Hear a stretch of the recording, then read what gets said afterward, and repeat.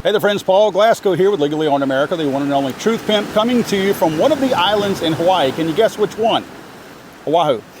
It's an island that my wife frequents a lot. I haven't been here since 1997. We actually went to the Pro Bowl when the Pro Bowl was still played here in Hawaii. Where I'm at right now, this is a great snorkeling spot. This is called Three Tables. I think it's more of a locals area. The locals know about it because there's not even like a really official parking lot out there. So what does that mean? It means really great snorkeling. There's a lot of fish out there. This is actually part of a conservation area as well. So a lot of fish, wildlife, marine life, if you will. Real quick, I want to talk, and this is going to be a quick video about the LA riots again. Now, I'm not going to call out a Democrat friend of mine, but I will. He watches these videos, so I'm sure he's going to know that I'm talking about him. But he, along with a lot of people from the left, have made up and concocted this incredible story about the LA riots. Are you ready for this? And I know he's watching, so I'm laughing at you, dude, because you swallowed the bait and it's all hooked all the way down in here. You are repeating some of the stupidest left-leaning logic out there, but good for you. I'm glad that you're happy in that little world. They're saying that when Trump and Elon were fighting, because the left loved that. They love two grown men fighting. They probably would have loved them fighting a little bit closer than that. But they say that, this is their narrative, that Trump created the LA riots to distract people, more specifically, obviously, the leftists, from the Elon Trump fight. How stupid is that? What came first, the chicken or the egg? Okay, Trump and Elon were not fighting on January 20th, 2025 when Donald Trump was inaugurated. The next day, I think that day, they started deporting people. ICE got beefed up, started to actually, guess what? Do their job. They literally were expected to earn their paycheck immediately. Fast forward 4 months later, 3.5 months later, now we have the LA riots because they're exporting people from there. Who really started this, right? I know the wackos on the far left, including my friend out there who's watching, because it's a really stupid narrative that you're following, and I would love to see you educate yourself and not get your education from idiots. But, I mean, what came first? They have been deporting people since January. Do you honestly think they created this? I showed you the proof yesterday that Christy Walton from the Walton Fortune was the one funding this. I showed you yesterday the USAID money that's funding this. I showed you yesterday the video that showed you the pickup truck with the, and I'm sorry, I called them gas mask. I was reading from the news report. A lot of you have corrected me, and thank you for doing that. But they're protective shields, basically a face shield for if you're, I don't know, I don't want to say welding, but maybe painting, maybe sanding something or whichever, doing whatever kind of work. It's a shield for that, to protect your face. But obviously, the purpose and intent is to be used in a riot, because why else would you wear a, quote, protective shield during a riot unless you were doing something that somebody might not approve of, right?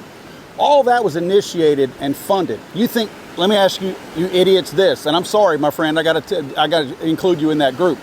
Do you think Donald Trump paid for that? Because we're gonna be able to trace this back. In fact, they caught the guy driving the pickup truck that I showed you yesterday. He's in cuffs, he's in jail. They're going to trace this stuff back. So did the conspiracy really go that much deeper, where Donald Trump paid USAID to hold up and just wait until I tell you to? Now go, because me and Elon are arguing. Start the riots. Do you see how stupid that is? Including you, my friend, who watch these videos. Because that is one of the stupidest stories. I'd rather talk about a flat earth or men possibly or not possibly landing on the moon than a story that damn stupid. That is just stupid. And I'm telling you, people on the right need to not fall for that kind of stuff either, because it's so easy to hear a story. It's confirmation bias is what it's called. To hear a story that you want to believe.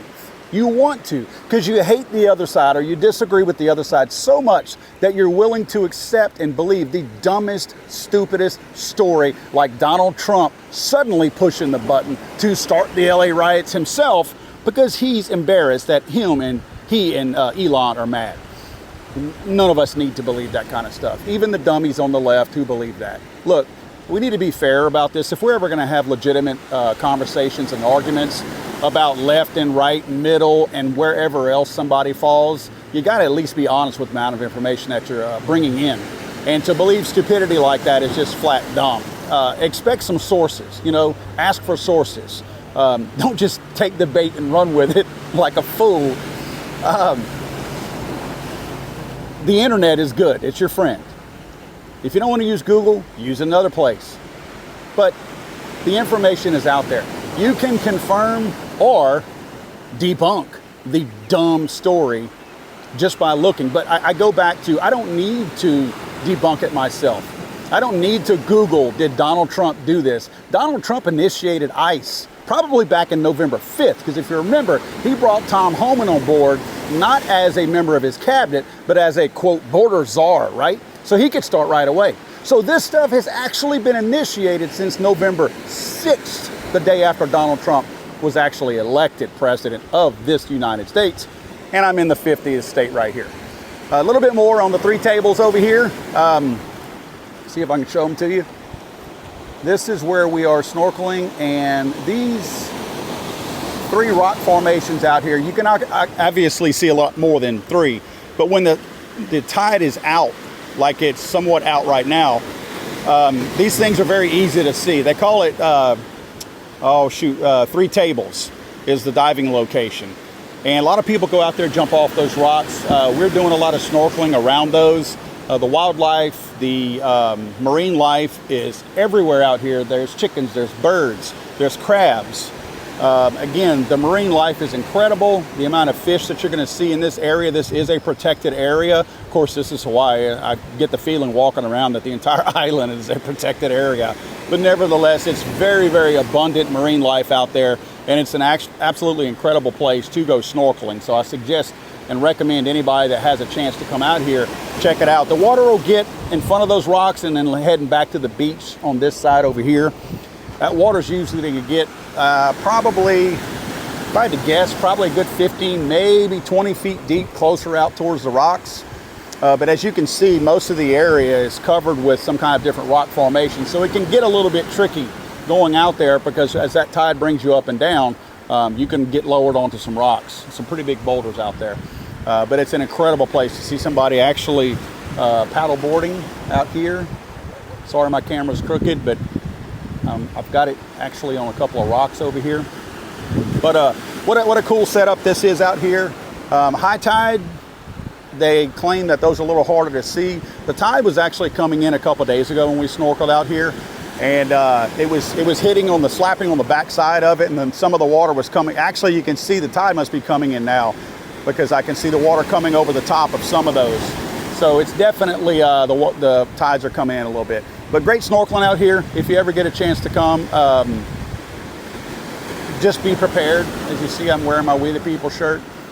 Just be prepared. A lot of left-leaning wackos. I wish I would have got video yesterday, but there were three candy-ass white men, not even the locals, who one was carrying I warned about this whenever the James Comey thing came out about the 8647 that he stumbled across on the beach.